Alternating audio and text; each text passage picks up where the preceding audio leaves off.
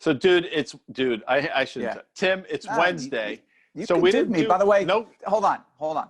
You can dude me anytime. And as you know, I will buddy pal somebody in the same sentence. And I actually think these are terms. There's no better ad campaign than that Budweiser dude campaign, where all they did was all the different ways you could use dude, say dude, inflect dude, input dude.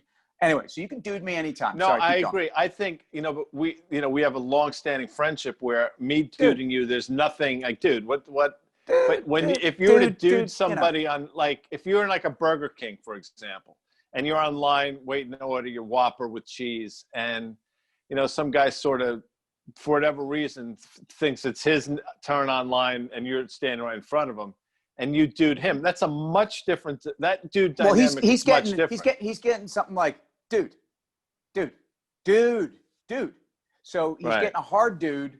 But maybe in fact he was confused whether there were two lines or three, which can Right. I mean at Burger King it's free. It's mayhem. It's like getting off the plane and going to customs in Russia. By the way, where there was I'm glad no line. you brought up getting off the plane, because yesterday was Chewest Day.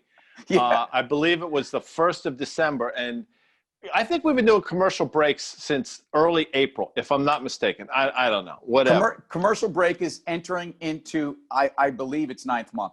Okay, So, and I think, but for like 1 or 2 days, but for we based. But yesterday we didn't do a commercial break, and one of the main reasons, well, the reason was because you were traveling, so you actually got on an aeroplane yesterday. Dude. No, sorry. You got on a plane, and I got on a plane. I think the folks would be curious as to what that was like in December of 2020. It was encouraging, and I can see a country that is pent up and wants normalcy, and I felt very comfortable on a plane. I flew Delta, by the way. I'm a 1,000,000-mile flyer on Delta. I love Delta. I'm long the stock, and I felt very comfortable. And I also, as I was going through the airport, I saw a lot of folks kind of getting where they needed to go, relatively routine. No question, flying right now is lovely. And it's bringing out the best in people. It's bringing out the best in the systems that they have in place. I found everyone to be particularly courteous. But I see a country that is pent up. And I think ultimately this is a very good sign. I think we have to be very, very careful right now. And unfortunately, it may be a dark winter, dark before the dawn, you name it. But I think if you look at some of these trades that are really, look, if you looked at the market today and you said S&P down, a few handles, plus or minus, kind of meandering.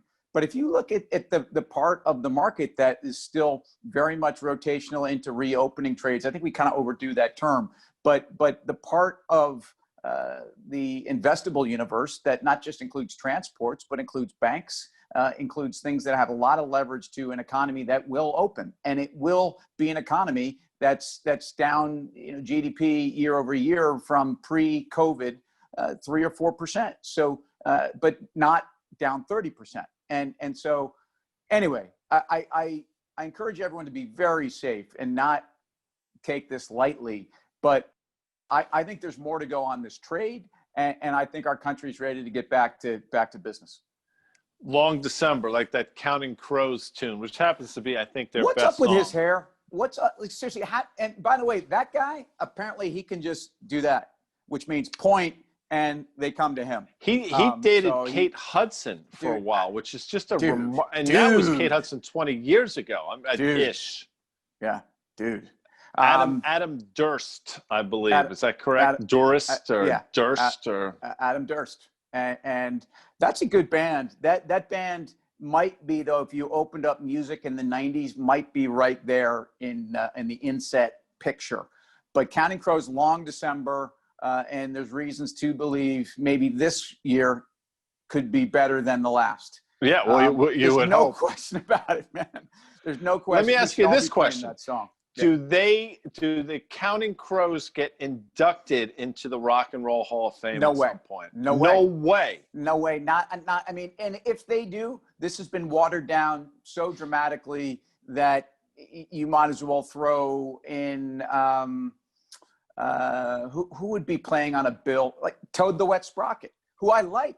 I like Toad the Wet Sprocket. If you're watching Glenn Phillips, I love your band, and in fact, I consider them an evolution of REM, who I know is in your top 5. I mean, where's REM?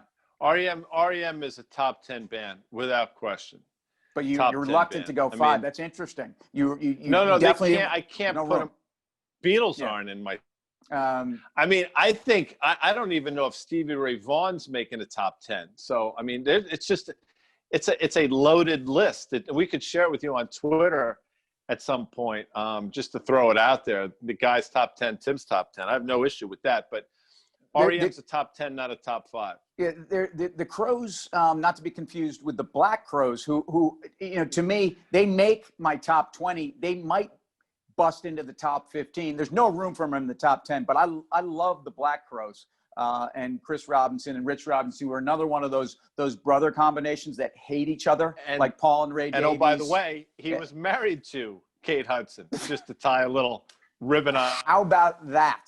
The Black Crows get in the Rock and Roll Hall of Fame. Black Crows have more of a shot based upon the entirety of the body of work, as they like to say. Right. But Counting Crows don't do it. And I think if you maybe we go on this. We've mentioned the Black Crows. We've mentioned REM. Right. What do they have in common in terms of where the band's from? Athens, Georgia. Yeah. Athens, Georgia. I mean, best come on. rock and roll town. On our way and out by the the way, door, I believe that the Talking Heads were from Athens, Georgia. B-52s for sure. I think the Georgia Satellites made it from there, but I think largely Widespread Panic, who's in the poster over my head. So on our way out, flying yesterday was somewhat, inspiring. I think the country's ready to go. I think the top rock and roll cities in our country, and I don't mean in New York or in LA, but cities that are known for incubating and hatching a music scene, Detroit, i.e. Athens, Austin, Nashville is obvious. I think we need to hear from everybody at home where you're going with that. We've probably totally overrun this thing. So again, it's time for me to fly. As long as you don't bring up the spin doctors. I'll talk to you later. Later.